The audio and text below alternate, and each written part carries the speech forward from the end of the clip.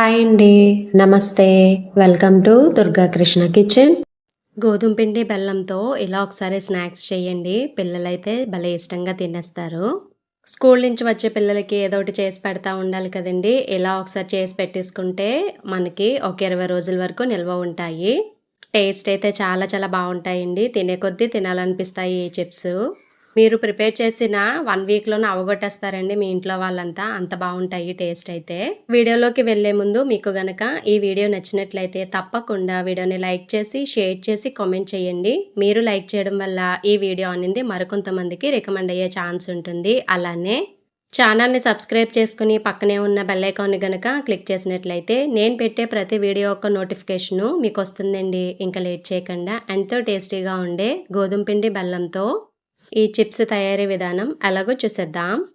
ముందుగా ఒక గిన్నెలోకి 1 కప్ వరకు గోధుమ పిండి తీసుకోవాలండి. దానిలోకి టేస్ట్‌కి తగ్గట్టుగా లైట్‌గా సాల్ట్‌ని యాడ్ చేసుకోవాలి. చాలా తక్కువలో. ఒకసారి సాల్టు పిండి బాగా కలుపుకుని దానిలోకి బాగా మరుగుతున్న ఆయిల్‌ని ఒక 3 స్పూన్స్ వరకు యాడ్ చేసుకోవాలి. ఆయిల్ అనేది బాగా హీట్ ఎక్కువ ఉండాలండి. ఆయిల్ యాడ్ చేసిన తర్వాత ఒకసారి పిండి ఆయిల్ బాగా కలుపుకుని ఇలా ముద్ద ఫామ్ అవుతుందో లేదో చూసుకోవాలి. ముద్ద ఫామ్ అయితే సరిపోయినట్టు ఆయిల్, లేదంటే ఇంకొక 1 స్పూన్ ఆయిల్ హీట్ చేసి యాడ్ చేసుకోవాలి. మీకు ఇంట్రెస్ట్ ఉంటే ఆయిల్‌కి బదులు నెయ్యినైనా యాడ్ చేసుకోవచ్చండి. తర్వాత కొద్ది కొద్దిగా వాటర్‌ని పోసుకుంటూ పిండి మొత్తం చపాతీ పిండిలాగా కలుపుకోవాలి. మరీ అంత సాఫ్ట్‌గా ఉండకూడదు, అలానే మరి గట్టిగా ఉండకూడదు, మీడియంగా ఉండాలి. కలిపెట్టుకున్న పిండిని ఒక పావుగంట పక్కన పెట్టుకోవాలి. తర్వాత స్టవ్ మీద గిన్నె పెట్టుకుని దానిలోకి ఏ కప్‌తో అయితే మీరు గోధుమ పిండి తీసుకున్నారో అదే కప్పుతో 1 కప్ వరకు బెల్లంని యాడ్ చేసుకుని, బెల్లం ములిగేంత వరకు వాటర్‌ని యాడ్ చేసుకుని బెల్లాన్ని కరిగించుకోవాలి. బెల్లం ఇలా మరుగుతున్నప్పుడు దానిలోకి బాగా దంచిపెట్టిన ఇలాచీని కూడా యాడ్ చేసుకోవాలి ఫ్లేవర్ కోసమండి. ఇది మనకి తీగ పాకం రావాలండి. ఇలా వీడియోలో చూపిస్తున్న విధంగా మనకి పాకం అనేది రెడీ అయిపోయింది. ఇప్పుడు స్టవ్ ఆఫ్ చేసుకుని పాకాన్ని పక్కన పెట్టుకుందాం. పావుగంట తర్వాతండి ఇలా చపాతీ ముద్దల్లాగా ప్రిపేర్ చేసుకొని కొద్ది కొద్దిగా పిండిని జల్లుకుంటూ ఇలా చపాతీలాగా ప్రిపేర్ చేసుకోవాలి. చపాతీ అనేది మనకి మరీ లావుగా ఉండకూడదు, అలానే మరీ సన్నగా ఉండకూడదు. మీడియంకి కొంచెం సన్నగా ఉంటే సరిపోతుంది. తర్వాత వీటిని వీడియోలో చూపిస్తున్న విధంగా డైమండ్ షేప్‌లో కట్ చేసుకొని, వీడియోలో చూపిస్తున్న విధంగా ఇలా చాక్‌తో తీసుకుంటే మనకి పీసెస్ అనేది ఈజీగా వచ్చేస్తాయి.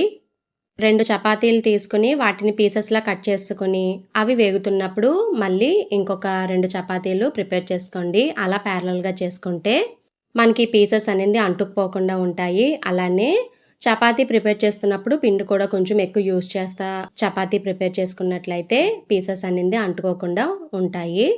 తర్వాత డీప్ ఫ్రైకి ఆయిల్ పెట్టుకుని, ఆయిల్ బాగా హీట్ అయిన తర్వాత స్టవ్ మీడియంలో పెట్టుకుని ఇలా వీటిని వేసుకోవాలి.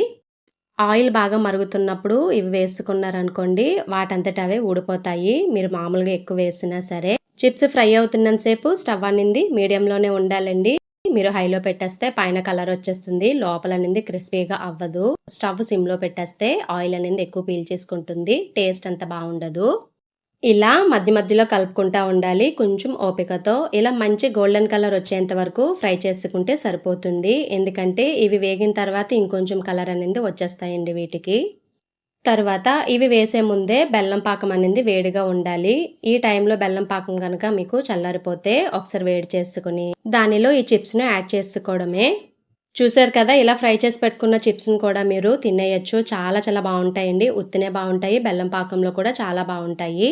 ఇలా మీరు సెపరేట్‌గా చేసుకోవాలనుకుంటే కనుక ఇంకొక హాఫ్ కప్పు పిండిని యాడ్ చేసుకుంటే మీకు ఒక 2 చపాతీల వరకు ఎక్స్‌ట్రా వస్తాయి. వాటిని మీరు బెల్లం పాకంలో వేయకుండా ఇలా నార్మల్‌గా కూడా తినేయొచ్చు.